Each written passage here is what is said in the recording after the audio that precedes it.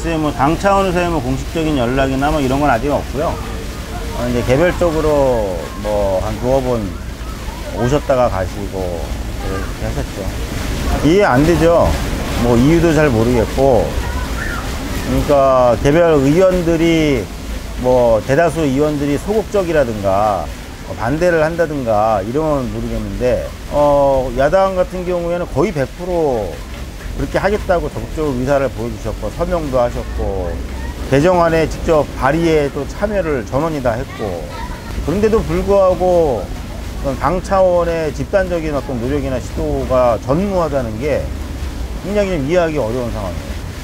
그러니까 우리가 볼 때에는 세월호 참사를 계기로 완전히 달라진 사회를 만들어야 한다고 다들 그렇게 왜 얘기를 했는데 2년이 훨씬 넘는 시간을 지내면서 저희가 받은 느낌은 그냥 그냥 구호고요. 결론적으로 얘기하면 이런 참사가 또 일어나도 된다는 얘기인가? 자기네들은 전혀 관계 없다고 생각하는 건가?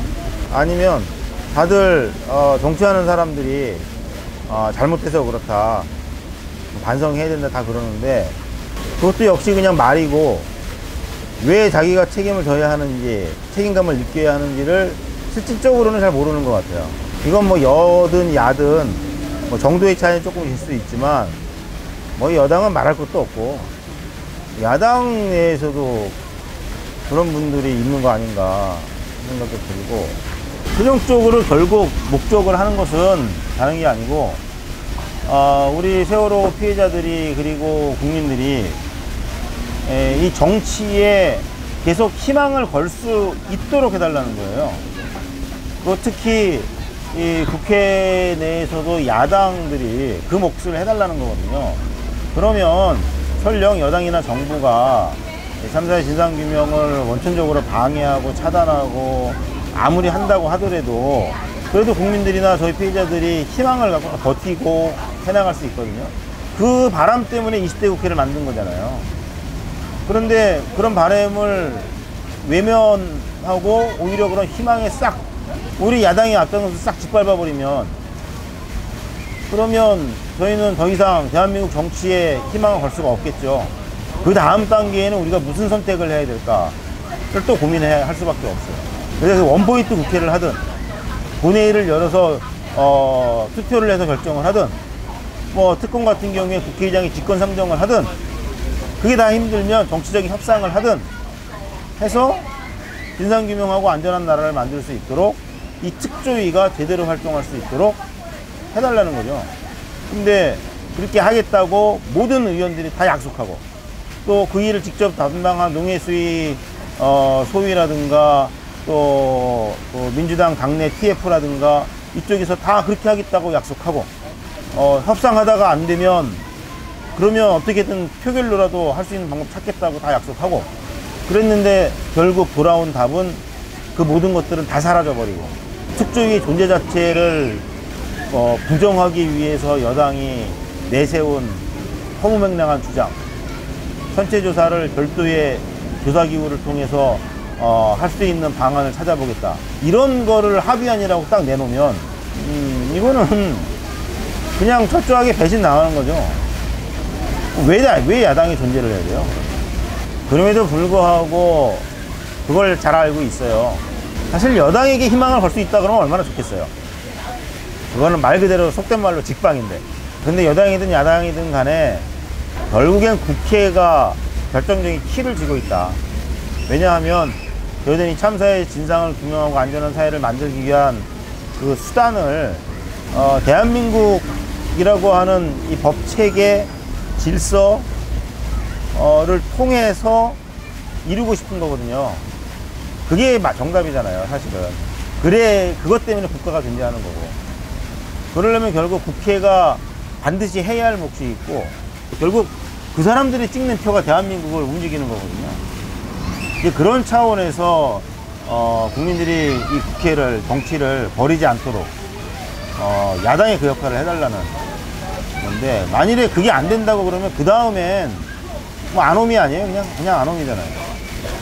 네, 말씀하신 대로 지금 하는 저희 단식은 준영이 아빠하고 예은이 아빠가 하는 단식이 아니고 4.16 가족협의회 피해자들이 하는 단식입니다. 그 이제 대표격으로 나와서 하고 있는 것 뿐이고, 지금도 모든 가족들은 계속 지금 국회를 쫓아가서 의원들을 만나고 설득하고 하는 일을 또 여전히 계속 하고 있는 것이고요. 그리고 이제 다음 주 수요일 24일부터는 또 가족들이 여기에 릴레이 단식으로 또 결합을 더 많이 할 거예요. 물론 이제 이렇게 무기한 단식을 한다고 그랬을 때는 사실 뭐 대부분 가족들의 반응은 걱정이 많은 거죠. 이제 서로 어떤 마음의 상태나 몸의 상태를 잘 알기 때문에 2년 전에 했을 때와는 완전히 다르니까. 그럼에도 불구하고 지금 하지 않으면, 지금 이 야당을 변화시키지 않으면, 그리고 지금 야당이 이 희망의 싹을 짓밟으려고 하는 것을 막아내지 않으면, 그러면 한 달 뒤, 2달 뒤에는 우리가 뭘 하고 싶어도 할 수 있는 게 없어요. 그러니까 지금 해야 되는 거거든요. 뭐 그런 차원에서 서로 다들 격려하고 있고, 그러고 있습니다.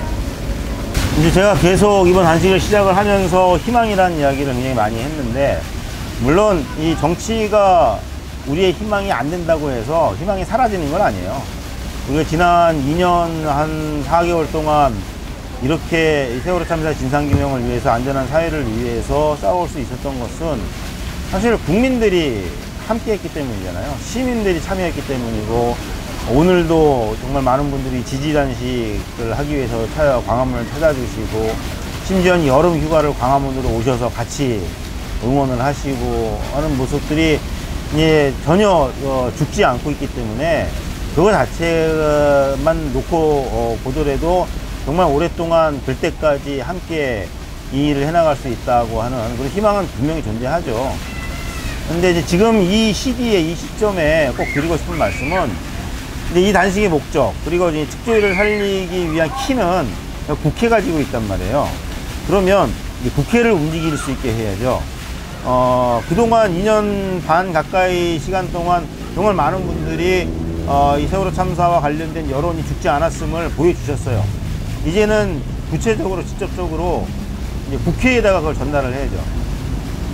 그래서 지금 계속 부탁을 드리고 있는 것은, 우리 각자 개인이 살고 있는 지역의 지역구 의원들, 또는 뭐 지역구 의원 아니더라도 전화를 하고, SNS를 이용하고, 뭐 필요한 편지나 엽서를 이용을 하고, 기타 여러 가지 방법을 통해서 직접 방문해도 좋고.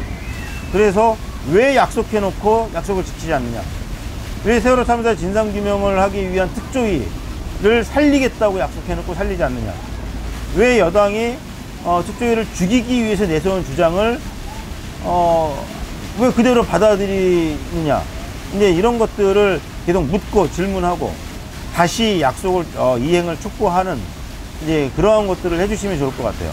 그냥 모여서 우리끼리 이야기하는 것도 의미가 있었지만, 이제는 구체적인 목표가 있기 때문에 직접 연락하셔서 그 뭐 의사를 전달을 해 주셔야 제일 좋을 것 같고, 특별히 이제 각 지역에서 그 주기적으로, 정기적으로 활동을 하시는 분들이 많아요.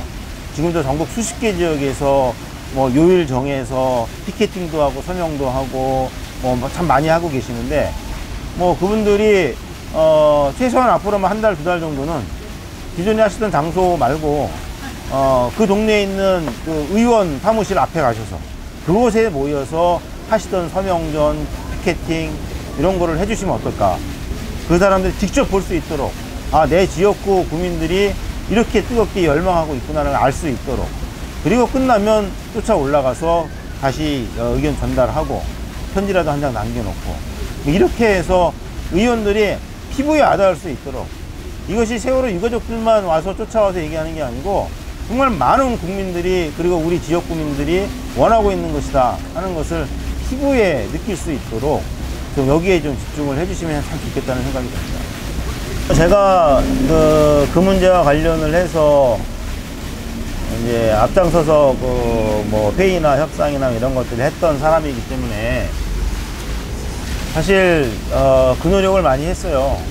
어차피 이전할 수밖에 없다고 그러면 그것이 쫓겨나는 게 아닌 것으로, 쫓겨나는 게 아니고 정말 더 좋은 의미를 찾기 위해서, 더 큰 목적을 위해서 우리가 양보하는 것이다 라는 것들을 만들기 위해서 사실 한 1년 정도의 시간을 동안 참 여러가지 뭐 노력들을 기울여 왔는데, 결론을 내고 보니까 그게 잘 안 됐죠.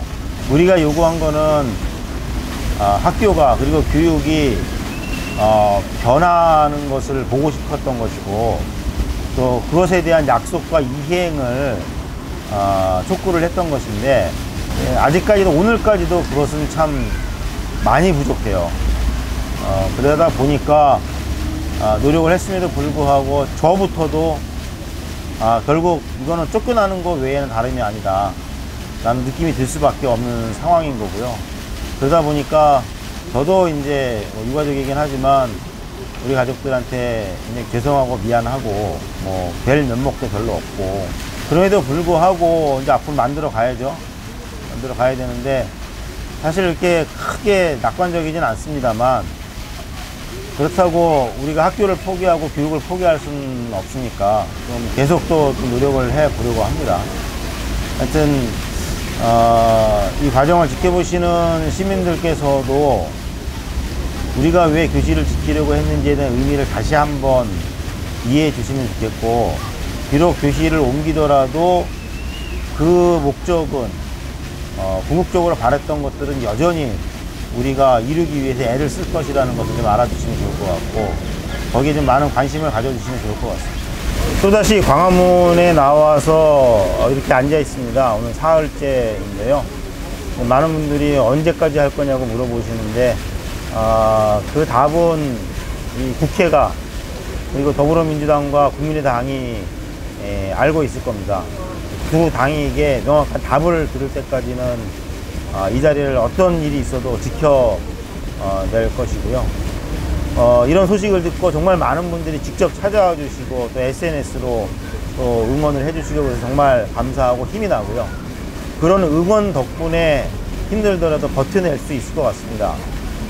걱정보다는 응원을 더 많이 해주시기를 좀 꼭 부탁을 드리고, 이 자리까지 못 나오시더라도 여러분들이 계시는 곳에서 이 국회에 직접 여러분들의 생각과 의견을 전달할 수 있도록 좀 애를 같이 써주시면 정말로 더 큰 힘이 될 것 같습니다. 끝까지 세월호 참사 진실이 규명되고 안전한 사회를 만들어낼 때까지 절대 포기하지 않고 이 자리를 지킬 테니 끝까지 또 함께 해주시기를 다시 한번 부탁을 드리겠습니다. 고맙습니다.